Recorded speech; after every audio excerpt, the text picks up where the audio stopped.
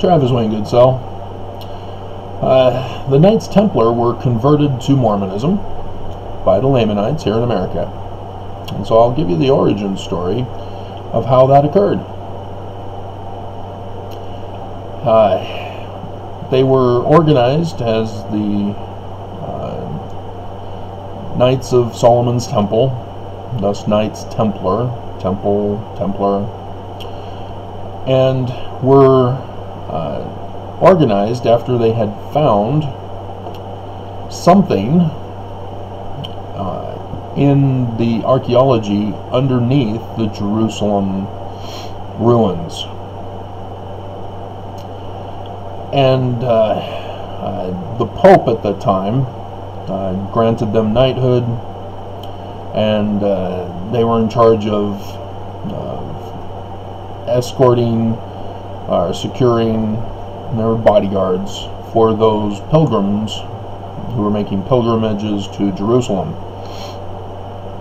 And so they had gotten very wealthy with the food and the security for these pilgrimages. And it was in the dawn of Friday the 13th, October 1307, King Philip IV had plotted against the Knights Templar to arrest them. God is not pleased. We have enemies of the faith in the kingdom. They were falsely accused of being homosexual, of worshiping Egyptian idols, and following Egyptian scripture, which, yes, were on Egyptian treasure plates, and not worshiping the Bible or the Pope, giving him loyalty. And they are famously known for being the protectors of the Holy Grail. And everybody's been wondering what this Holy Grail is, and people realize, oh, okay, French for the bloodline of, and they say the Christ, but it's Solomon's Temple, so it's the bloodline of King David. And it's the future Messiah, of whom they were protecting with the Egyptian documents, the prophecies of the last days Messiah. And after Friday the 13th, they had gone up into an island by the Netherlands, and then sailed to America. There's several different landings in America. One of them is up in Canada, where a well was built, and inside the well, people have found that there was a message that said that below this point there is treasure. But when they proceeded further, it was booby-trapped and it flooded, and nobody's gone below since. The Kensington Stone in Kensington, Minnesota, I believe. It's next to the Dakotas, because the Mandan Indian tribe were the ones that sold it to the Knights Templar. They purchased the eastern half of the United States.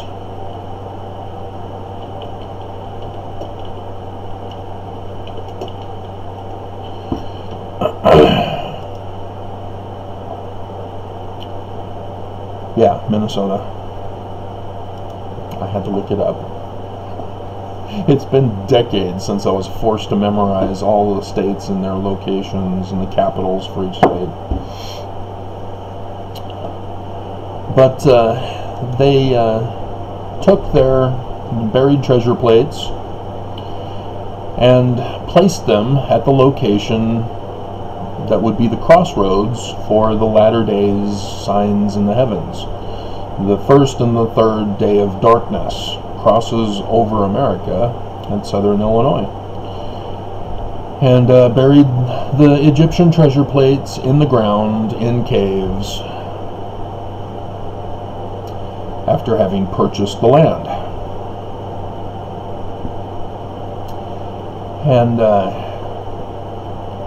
And so if you've not caught on,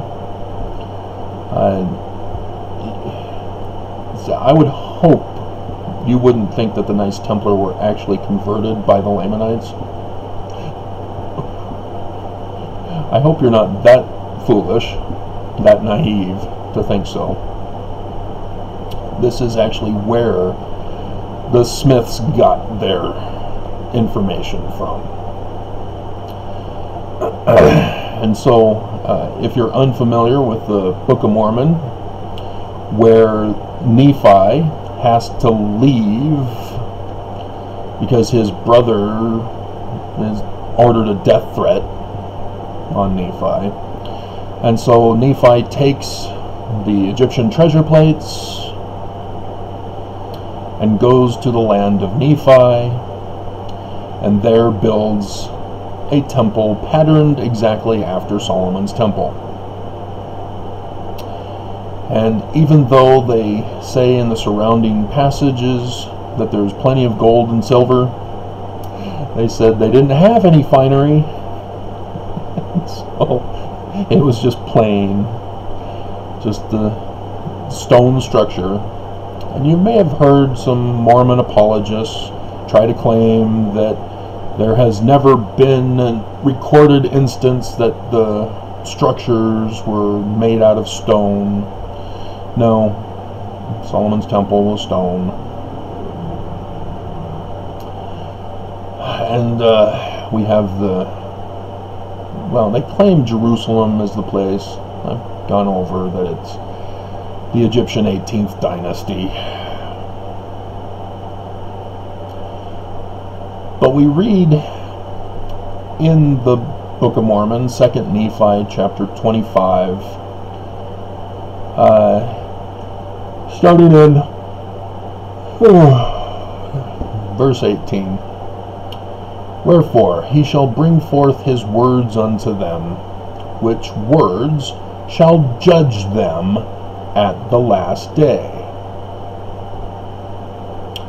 For they shall be given them for the purpose of convincing them of the true Messiah, who was rejected by them, unto the convincing of them that they need not look forward any more for a Messiah to come. For there should not come, save it be a false Messiah, which should deceive the people. For there is save one Messiah spoken of by the prophets, and that Messiah is he who should be rejected of the Jews. Now, if you're unfamiliar with the Book of Mormon being mostly written by Sidney Rigdon, if you're unfamiliar with the dozens of contemporary literary pieces incorporated into the Book of Mormon, if you're still thinking that the Book of Mormon is a real history of the ancient indigenous people, thus you got tricked into coming to this video. If you're thinking that Joseph Smith is actually the translator through a rock and a hat revelation, which is witchcraft, by the way, unless you understand that the Smiths were Freemasons. Hiram Smith, was a member of an order in Palmyra, and Senior was a master mason in Canandaigua, New York, just south of the farm. The reason why Junior was not a member of a Masonic order with his brother or father is because you're not allowed to be a member where a family member is already a member. And it's those little details that people leave out because they don't do a thorough research. And so if you were Junior, who would you rather go with? Would you rather take the horse to be with Master Mason Father, or go with your brother to Palmyra? And if you're unfamiliar with the Book of Mormon, that says that Mormonism is supposed to be the learning of the Jews. But the Jews are not really the Jews post-captivity. It's talking about pre-captivity Israelite Egyptians. There is a very big distinct difference between the two types of Jews.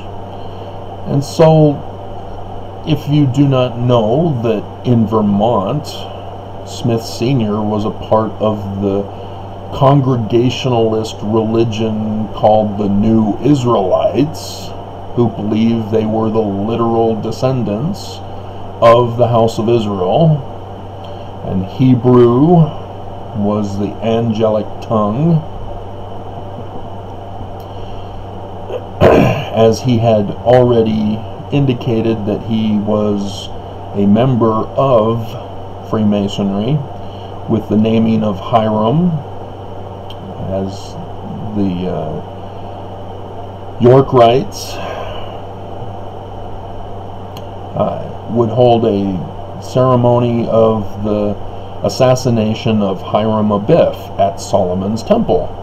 And so the Knights Templar would be involved in investigating the murder, and the ceremonies and such were involved. And this was understood to be the Egyptian Osiris who was murdered. And the son, Horus, was to one day rise up as the successor to the throne, battling his uncle Set for that throne.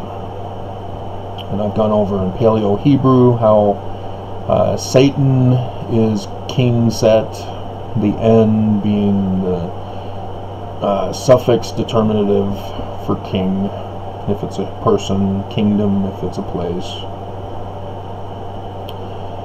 And so the Jews being talked about here are these new Israelites of Smith Sr.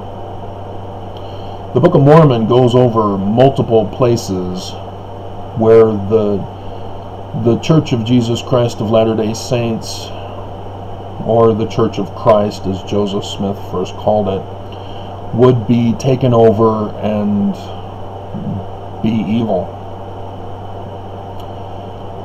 Just like Osiris being murdered and being taken over by the evil brother. They called themselves brethren in the Masonic order.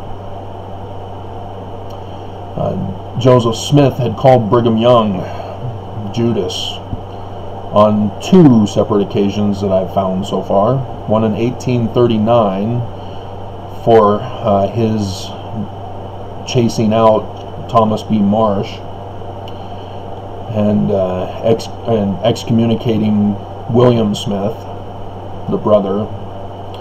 Joseph Smith had to put back in William Smith. Thomas B. Marsh wanted nothing to do with the church. And so when he was supposed to show up on March 17th, 1839, he never bothered to show. And Brigham Young wrongfully held his own church court, because it wasn't Joseph, and it wasn't the High Council, and thus was able to excommunicate William and others, Thomas B. Marsh as well. And so when you understand all of this, the Book of Mormon, and if you haven't guessed, yeah, the Yorkites of the Smiths, the highest rank is the Knights Templar, just in case I didn't mention it and you didn't catch on.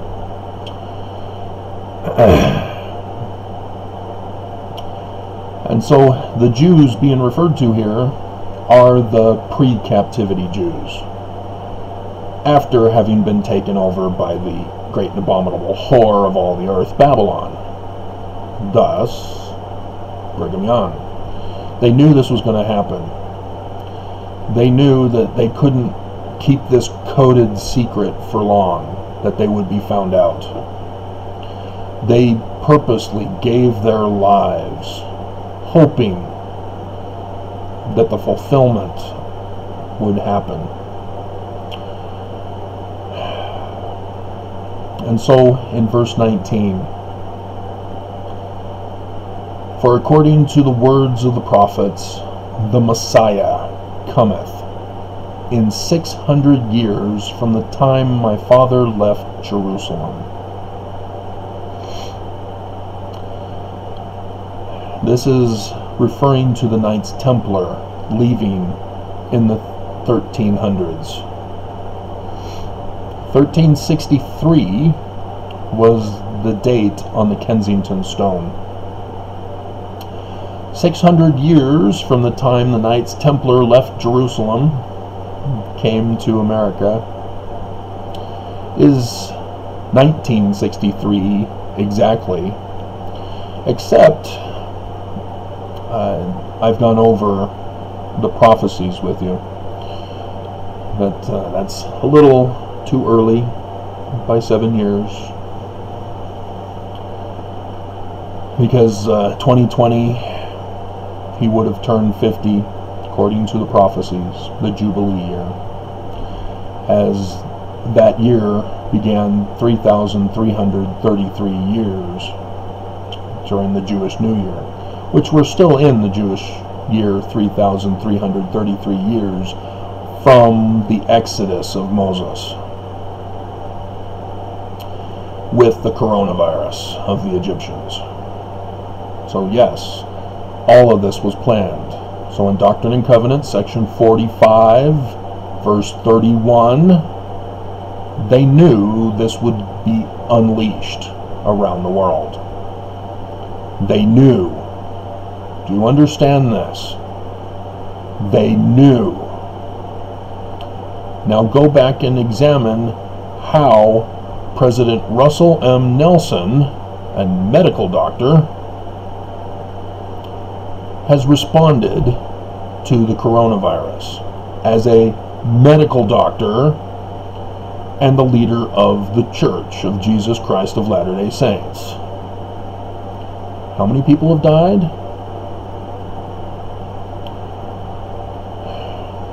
Why isn't he shutting down the church? Why is he treating it like it's no big deal? That it's up to the government to determine whether the church should open? He's a medical doctor. He's in charge of the church, not the government.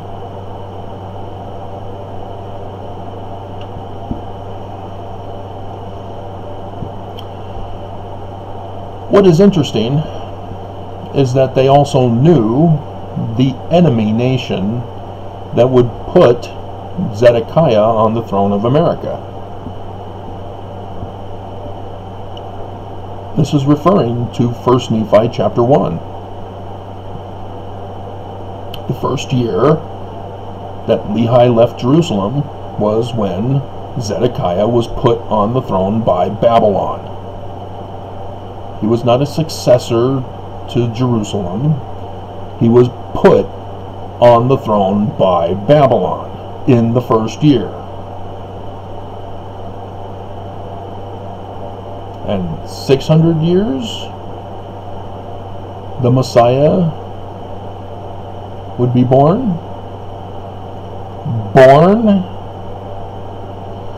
Lehi has a dream in chapter 1 where he sees signs in the heavens. There's 2 of them merged together. That comes from the book of Revelation. Nephi tells us that an apostle of the Lamb of God would be named John, and he would write about the latter days. Are you familiar with signs in the heavens having a specific date?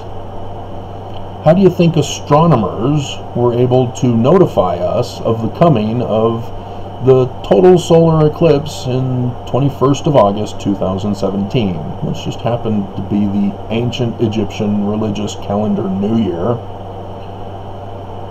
and President Thomas S. Monson's birthday?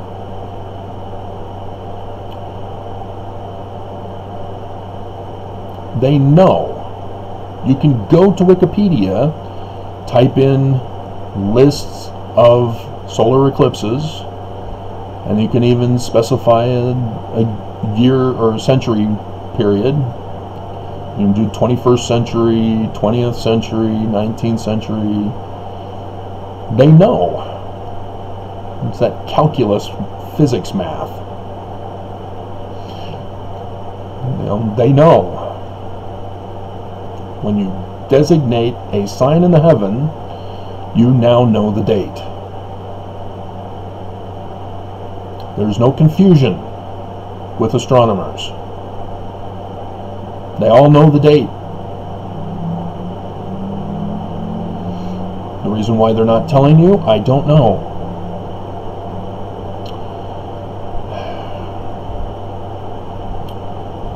But Revelation 12 gives us several signs in the heavens, one of which, President Thomas S. Monson died. That's the stars falling from the tail of the dragon. I did the lunar eclipse video with the prophets' deaths not too long ago.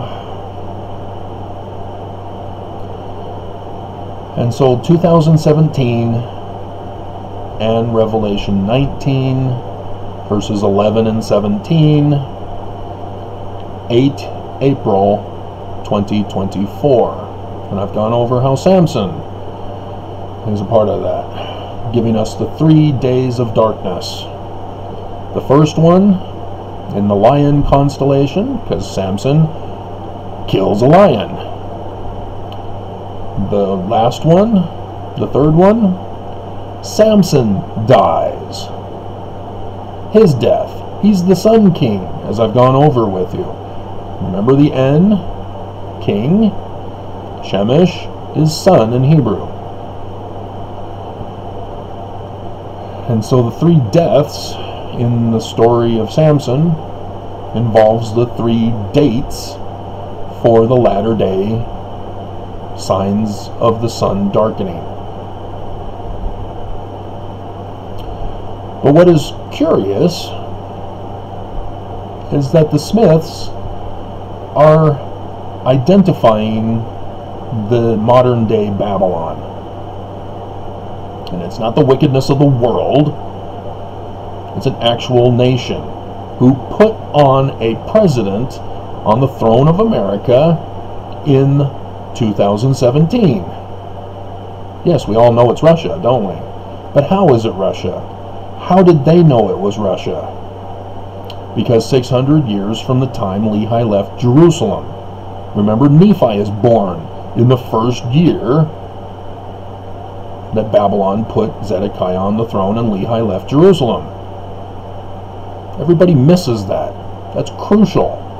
That's part of the symbolism. That's part of the signs, the code they're giving us. Revelation 12, the first sign given is the birth sign. Samuel the Lamanite says there will be a sign of his birth, a sign of his death. Well, sign of his death is 8 April 2024. Sign of his birth, 23rd September 2017, the month after the eclipse, the first sign of death, death of the lion. Those are the latter days. And in the first year is the birth sign. So how then, 2020 is the timing for coronavirus and Russia's involvement? Well, Zedekiah was literally put on the throne by Babylon in 597 BCE. 600 years is 4 AD. There's no 0 here. On 8 April 4 AD, there was a sign in the heavens, a total solar eclipse over Russia. It started in the Netherlands and came into Russia. It was in Aries, the Ram constellation. So if you're familiar with Abraham sacrificing Isaac, a messenger, Mercury, messenger of the gods, says, "Oh, don't do it. Here's a ram." That was a sign in the heavens for 8 April 4 AD. It's a death sign, not a birth sign.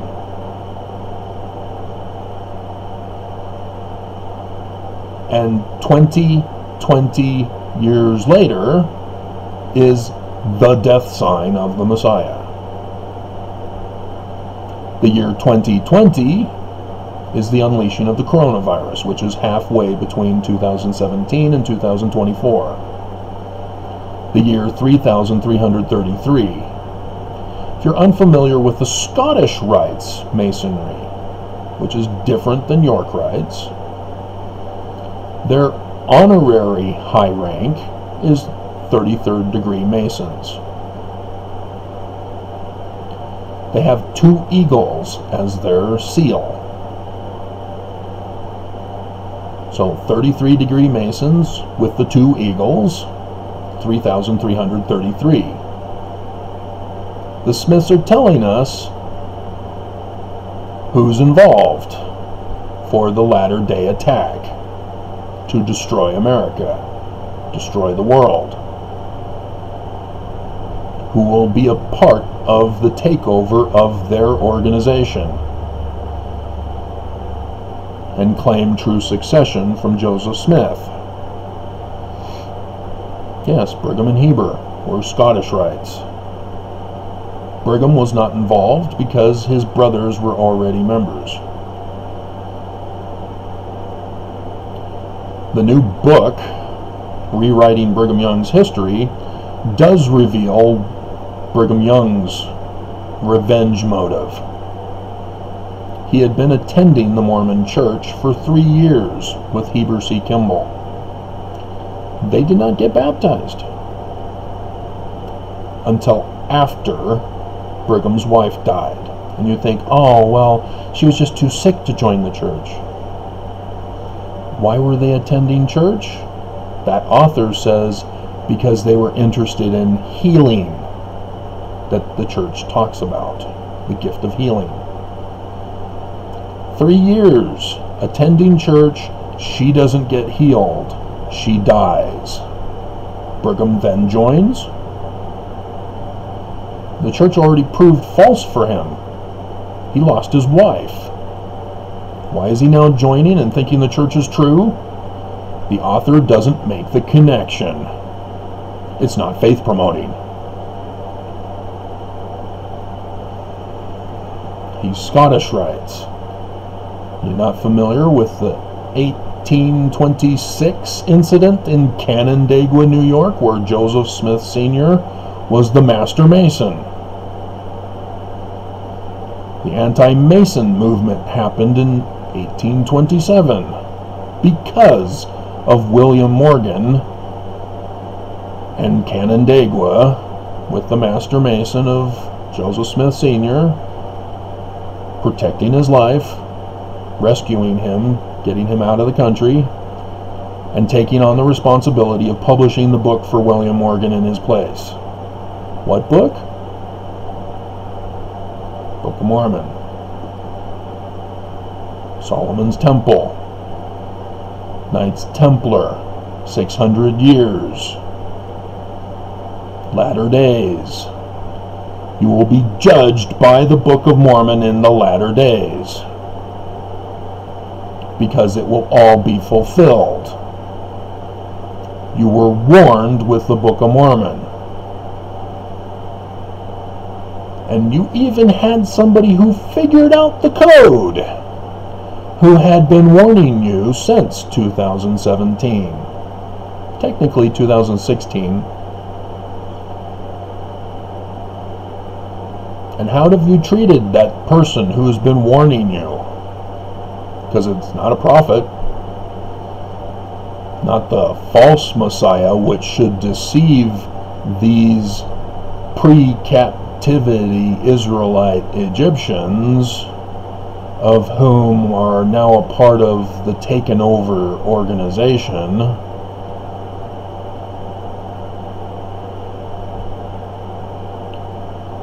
It still freaks me out how accurate they knew the plot. Not because they knew the plot, but because the enemy are doing exactly according to their plot. That 200 years of planning this, and they're following it to a T, and nobody is stopping them.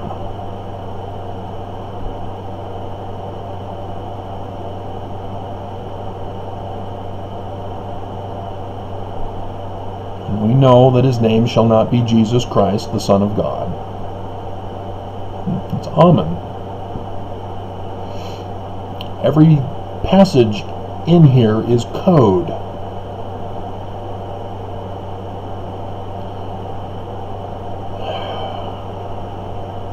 So Jesus Christ is not coming from the sky on Pegasus. I was reminded yesterday of Hercules. You know, the Disney version's cute and cuddly and all that. And that should help you, because I'm sure you've seen that one. As I'm sure you're not too up on the literature of the Greeks to know the real original stories that Disney butchered. But when I first saw Hercules in the theater, my mom had taken me and my baby sister, and she turned to me and said, "What did you think?" I said, "This is symbolic of Christ saving Israel." And my mom didn't understand. She was clueless. I understood it exactly. A prophecy. That's all the scriptures do, is prophesy of the Messiah. Did you think it was just in the Old Testament? No. There were scriptures not put in. Everybody. The Greeks were a religion, just like the Jews are a religion and a people. So too were the Greeks. So too were the Romans. So too were the Babylonians. So too were the Assyrians, etc. Everybody has their version. The origin for all of it were the Egyptians. And the Egyptians knew the date. Like I said, that was the New Year, when the first day of darkness occurred, in that first year of the latter days. That's the Egyptians. They knew the date.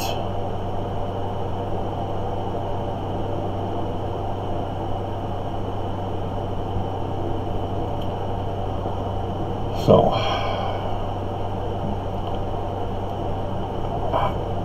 you know, if you're going to continue to deny and look forward for a false Messiah who's going to come from the sky on Pegasus, which is supposed to be Hercules, you know, that's where they got it from. The Egyptians. It was carried over into the Greeks, carried over into Revelation chapter 19. White horse. Hello? Pegasus. Horses don't fly.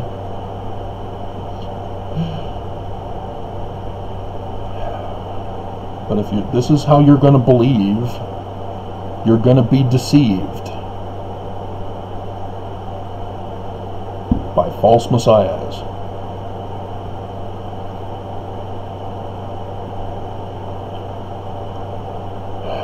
Because the origin of a Messiah is not the Christians. It's Egypt, technically. Wikipedia is wrong, saying it's the Jews. It's the Egyptians. And their designation of Peter is the two eyes of Horus, the Wadjet eyes, for seer. So the revised translation of the Bible,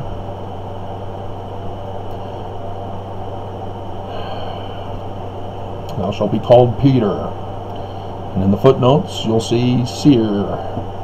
I think you got to go to Mark to see that footnoted part. Otherwise you're not going to see it in Matthew.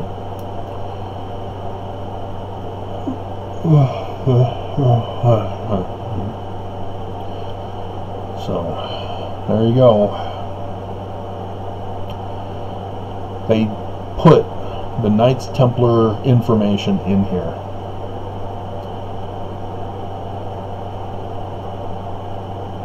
They were warning us. Utah is not supposed to be Zion.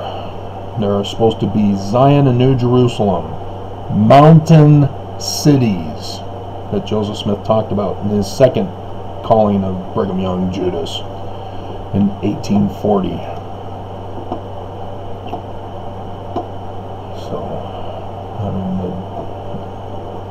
I mean, do you guys not read your Doctrine and Covenants? Section 1, Mormons are the wicked ones. Section 85, Mormons are the wicked ones. Section 101, the parable, the prophets are the wicked ones. Section 103, verse 16, oh, our Christ is the Jewish version of Christ, a mortal man. And Joseph is saying he's going to be Mormon, which means the prophets are bad.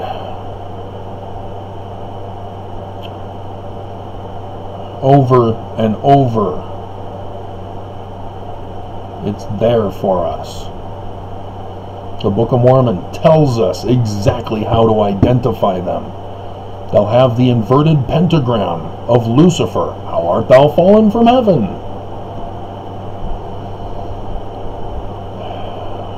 They'll have lavish temples. They'll be exceedingly rich, neglecting the poor. They'll have polygamy, and sex slave, and sex trafficking. They'll have other forms of bondage, such as the protection racket, being forced to pay tithing, which was supposed to go for the poor, not for the building of temples and Book of Mormon publishing, and being forced to pay, or you don't get to be anything to do with Mormons. Not the temple, not any kind of calling, nothing. You must pay. So Isaiah is saying, come buy and eat without money and without price. He's referring to the rituals for the temple. Even that Jesus guy, who we now know is just further additional prophecies of the latter-day guy, has an incident where he has to whip the money changers at the temple. And so I can keep on going, expound all scriptures to you.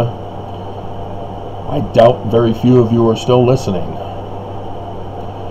I doubt that YouTube will let this one go so that it can be free to reach as many people as want to find this video. But yeah.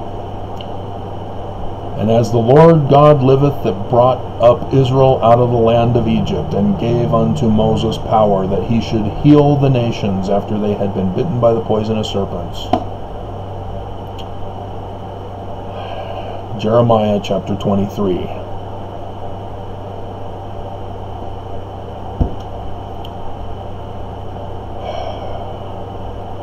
Talking about King David, and then going on to quote that very passage. That's where 2 Nephi 25:20 comes from, Jeremiah 23. But he throws in the poisonous serpents, which comes from the Exodus. So,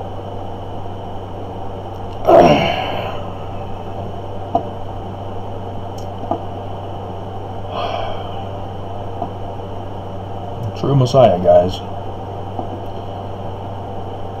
Are you sure you're following the true Messiah?